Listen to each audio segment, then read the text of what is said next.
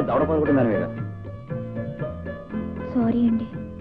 మొగుడు అలా లెంపకాయలు కొట్టేసి మొట్టిగా కాదండి, అప్పటికింకా మన మొగుడు పెళ్ళాలం అవలేదుగా. అవుతామని నాకు తెలుసా ఏమిటి? అయితే మాత్రం గోడకి ప్రేకేసి కొట్టినట్టుగా అంత గట్టి కొట్టాలా? నేను కొట్టింది మీరు నా జోలికి వచ్చినందుకు కాదండి. ఏ పిల్లతో పడితే ఆ పిల్లతో కుప్పు కంతులు వేసినందుకు కోపం వచ్చి కొట్టాను. అప్పటికింకా నీ మొగుడిని కాలేదుగా. అయినా నేను ఎవరితో తిరిగితే నీకెందుకు కోపం? తనకిష్టమైన మగవాడు మరో ఆడదానితో తిరిగితే ఆ ఆడదానికి కలిగే అందమైన అసూయ వల్ల కోపం వచ్చింది. అసూయ ఏమిటి, అందంగా ఉండడం ఏమిటి? నువ్వు మాట్లాడేదేంటో నాకు అర్థం కావట్లేదు. ఎప్పుడు అర్థం చేసుకోవడానికి ప్రయత్నించి బొడ్రేం బద్దలు కొట్టుకోకండి. ముందు ఈ పాలు తాగండి. పచ్చి ఆవుదైనా తాగుతాను కానీ ఈ పాలు మాత్రం తాగను. నాకు వాటిని చూస్తే కడుపులో తిప్పుతుంది. పోనీ జాంగ్రీ తినండి. నేను జాంగ్రీ తిన్నాను, మైసూర్ ప్యాకెట్ తింటాను. సరిపోయింది.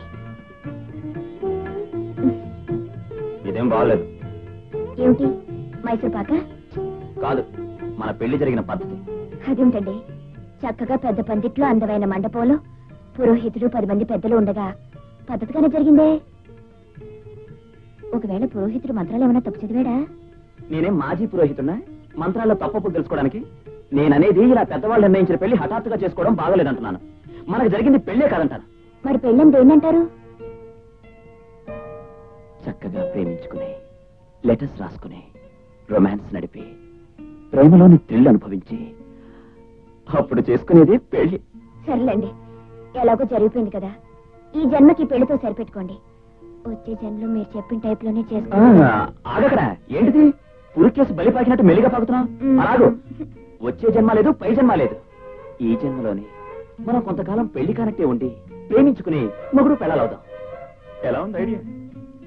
ఎవరైనా వింటే మిమ్మల్ని పిచ్చి ఆసుపత్రిలో చేర్చేటట్టుంది. అయినా ఇప్పుడు ఇలాంటి బోర్డు ఐడియాలు వేసే బదులు పెళ్లికి ముందు బుద్ధిగా ప్రేమించవచ్చుగా. అప్పుడు నాకు ప్రేమలో గొప్పతనం తెలియలేదు. తెలిసాక తీరిగ్గా ప్రేమిద్దాం అనుకుంటే అర్జెంటుగా పెళ్లి చేశారు. కాబట్టి మనం దూరంగా ఉంటూ సంబంధం లేని వాళ్ళలాగా ప్రేమించుకోవడం మొదలుపెట్టి. అసలు మీకేదో అయినట్టుంది, ఉండని చెప్తాను. ఏమిటిది? తాతయ్య మావయ్య అని నన్ను భయపెడదాం అనుకుంటున్నావా? నేను చెప్పిన ఐడియా ఎవరికైనా చెప్పావో నేను రేపు పొద్దున్నే కాఫీ టిఫిన్ అయ్యాక ఊరి చివరి చెరువులో దూకి హరి అంటాను. ఏ విషయమో ఆలోచించుకుని రేపు రాత్రికి నీ అభిప్రాయం ఏమిటో చెప్పు. ఇదేమిటండి? ఇప్పటికింతే. ఆ పాలు తాగేసి పడుకో.